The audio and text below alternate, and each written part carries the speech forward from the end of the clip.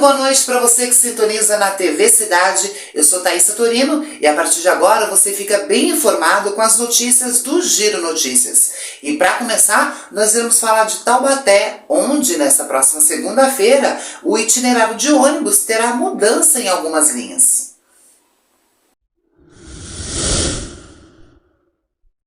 A partir da próxima segunda-feira, dia 12, os usuários da linha 21 do Parque Uruprês passarão a contar com mais uma opção de horário de ônibus saindo do terminal rodoviário às 11h35 da noite. Hoje, o último horário dessa linha sai da rodoviária às 10h40. Amanhã, quinta-feira, duas linhas sofrerão alterações.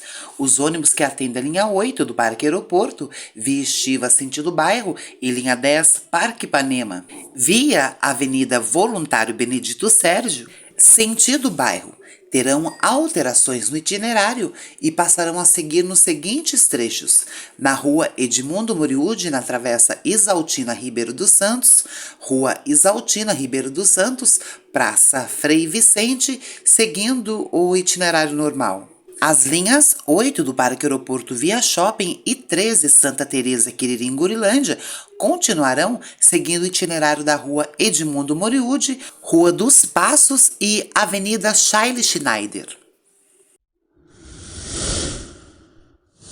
O adolescente criminoso que tentou roubar o celular de dois irmãos gêmeos no bairro Independência, em Taubaté, foi preso nesta terça-feira pela polícia. O adolescente de 17 anos tem diversas passagens por furto e roubo e há uma semana havia saído da casa do menor. Ele foi ouvido na delegacia e liberado na companhia de sua genitora. Para você que assiste o Giro Cidade e não está sabendo do caso ainda, dois irmãos gêmeos estavam passando em uma viela no bairro da Independência com destino à escola Urbano que fica no local, quando eles foram surpreendidos por outro adolescente que tentou roubar o seu celular. Eles reagiram e iniciou uma luta corporal. O adolescente criminoso corre, mas logo em seguida ele volta para pegar a bicicleta. Que absurdo, né, gente? No fim da tarde dessa última terça-feira, um apartamento kitnet térreo, localizado na rua Cônego Gonzaga, no bairro Santa Clara, em Taubaté, pegou fogo. O corpo de bombeiro foi acionado e conseguiu controlar o incêndio. Os móveis que estavam na kitnet foi todo destruído pelo fogo. Ninguém ficou ferido e a causa do incêndio ainda é desconhecida. A Defesa Civil de Taubaté foi acionada para o local para fazer uma vistoria na kitnet após a extinção do fogo pelo Corpo de Bombeiros. A Defesa Civil realizou a interdição do apartamento incendiado e no local existem outros 7 apartamentos kitnet que estão em segurança para moradia, de acordo com a vistoria da Defesa Civil. Somente nesta semana, 2 casos de incêndio à residência aconteceu em Taubaté. Na noite do último sábado, como vocês podem ver pelas fotos, uma residência no Parque Três Marias também pegou fogo. Graças a Deus, também ninguém ficou ferido, foi somente um susto e prejuízos.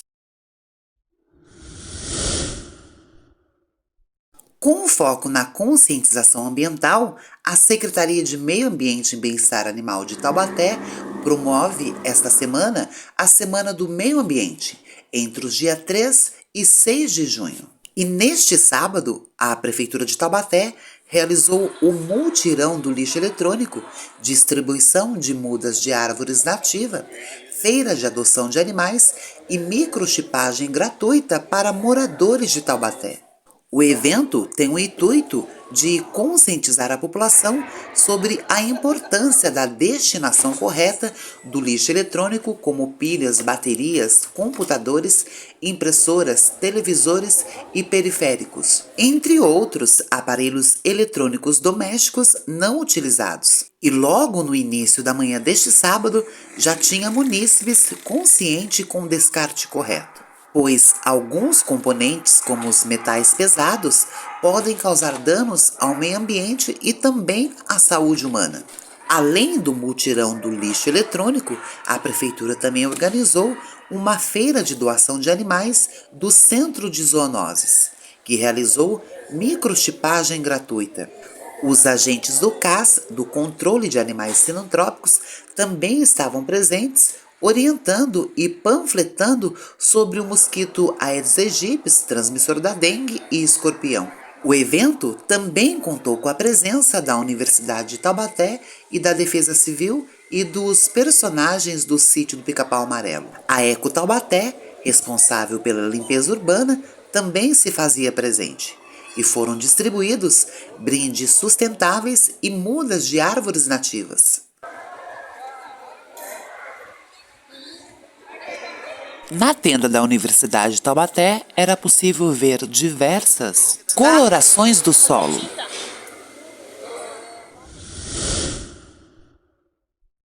Na noite desta última terça-feira, os vereadores da cidade de Taubaté aprovaram o projeto de lei que suspende temporariamente a cobrança da taxa de luz na cidade. Os parlamentares votaram e aprovaram, por 18 votos a 0 para a suspensão da taxa. No próximo dia 13 de junho, o texto ainda passará por uma segunda votação em sessão. Munícipes da cidade reclamavam que estava pagando a taxa e por muitas vezes nem iluminação pública existe onde moram. Além da cidade, no momento não possuir contrato com a empresa que dê assistência de iluminação pública com reparos e manutenção. A exemplo, no final da Avenida Independência até a fábrica da Daruma, existem 20 postes sem luz, favorecendo criminosos e trazendo insegurança para os moradores.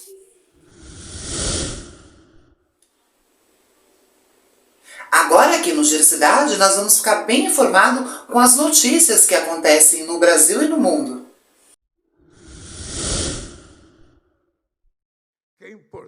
O presidente Luiz Inácio Lula da Silva conversou por telefone nesta quarta-feira com o Papa Francisco. A informação foi confirmada pelo petista no Twitter. Segundo Lula, a ligação serviu para discutir o conflito entre Rússia e Ucrânia e o combate à pobreza. O presidente, que tenta posicionar o Brasil como mediador e estimular um diálogo de paz entre as partes, disse que destacou os esforços de Francisco na defesa da paz no leste europeu. Lula também agradeceu o Papa pelos gestos na defesa da democracia em nosso país nos últimos anos, especialmente após os ataques às sedes dos três poderes em Brasília, no dia 8 de janeiro.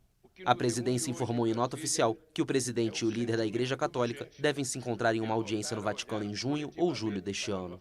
O comunicado acrescentou que o pontífice ficou de analisar o convite e a possibilidade de uma visita papal ao Brasil. Lula e Francisco se reuniram pela última vez em Roma, em 2020, meses depois do petista ter saído da prisão.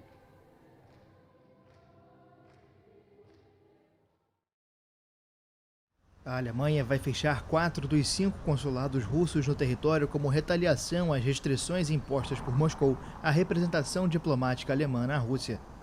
O anúncio foi feito nesta quarta-feira pelo Ministério das Relações Exteriores da Alemanha, que afirmou que pretende garantir o equilíbrio das presenças mútuas, tanto em termos de pessoal quanto de estruturas. Somente o 5º consulado e a embaixada russa em Berlim vão poder continuar em funcionamento. O governo alemão também decidiu fechar os consulados de Kaliningrado, Ekaterimburgo e Novosibirsk em novembro. Os anúncios seguem a recente decisão das autoridades russas de reduzir a partir de junho o número de pessoas que a Alemanha pode enviar ou empregar na embaixada russa ou em instituições atuantes nas áreas de cultura e educação. Em abril, Moscou já tinha anunciado a expulsão de cerca de 20 diplomatas alemães em retaliação a uma medida semelhante adotada pelo governo de Berlim.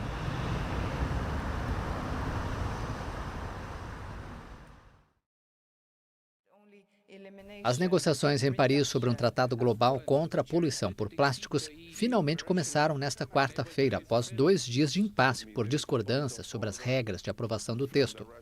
Até sexta-feira, 175 países estão reunidos na capital francesa na segunda rodada de 5 sessões de negociações que visam elaborar um tratado vinculante até o final de 2024. A produção anual de plástico duplicou nos últimos 20 anos, atingindo um nível de 460 milhões de toneladas. Se não houver controle, poderá triplicar até 2060. A Arábia Saudita e vários países do Golfo, produtores de energia fóssil, assim como Brasil, Rússia, China e Índia, rejeitam a possibilidade do futuro acordo ser aprovado por uma maioria qualificada de 2/3, caso não haja consenso. A maioria dos países defende que haja uma votação como último recurso, o que permitiria contornar uma minoria impeditiva. Nos últimos 2 dias, os países trabalharão a portas fechadas em 2 grupos. O primeiro, liderado pela República de Palau e Alemanha, sobre os objetivos e compromissos fundamentais do futuro tratado. O segundo, liderado pela Austrália e Gana, sobre seus meios e mecanismos de implementação.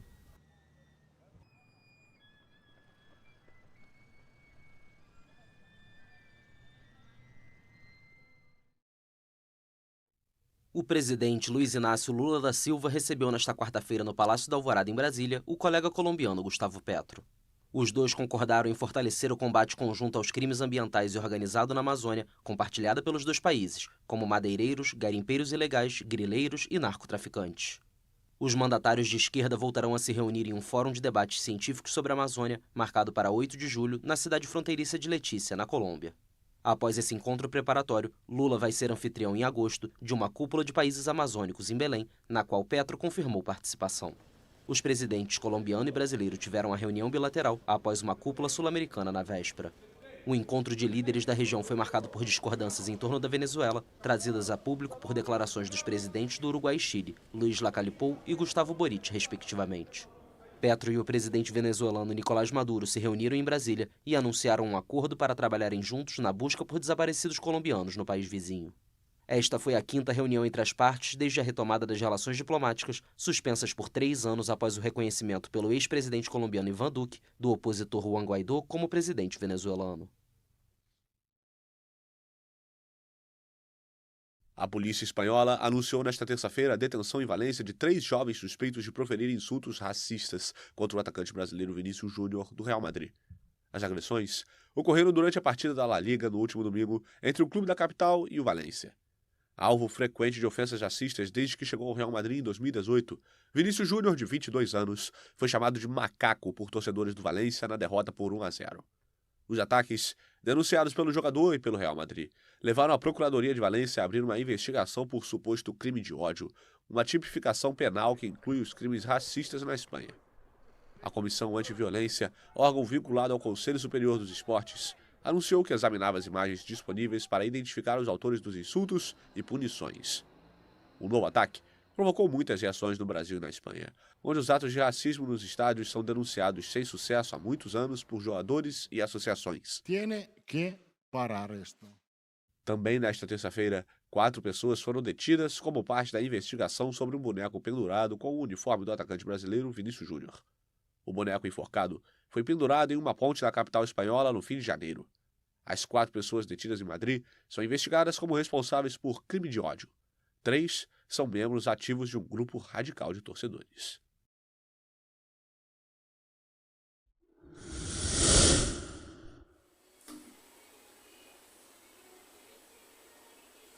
Amanhã, quinta-feira, é feriado de Corpus Christi. Algumas pessoas irão viajar, outras também vão ficar em casa com a família. Vamos saber como vai ser esse feriado de quinta-feira, a previsão do tempo com o Climatempo.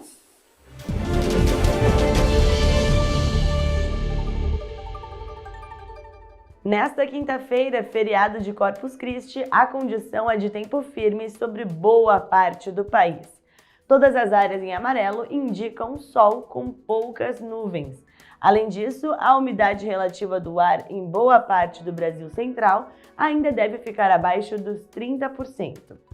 Falando no sul de Minas Gerais, a condição para a formação de geada no amanhecer desta quinta, em função das baixas temperaturas.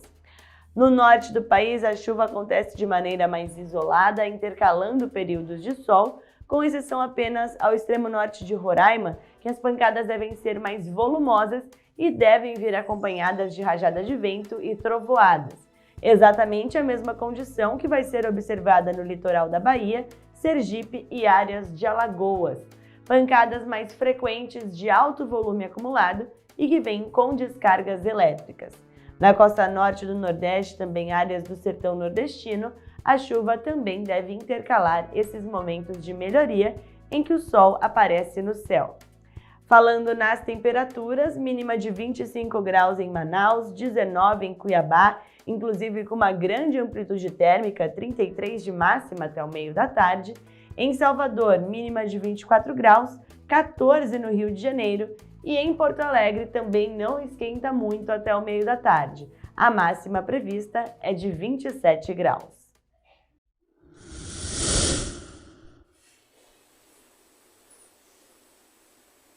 O Giro Cidade dessa quarta-feira fica por aqui. Muito obrigado pela sua audiência e também pela sua companhia. A gente se vê amanhã às 7 da noite aqui na TV Cidade. Um ótimo feriado. Tchau!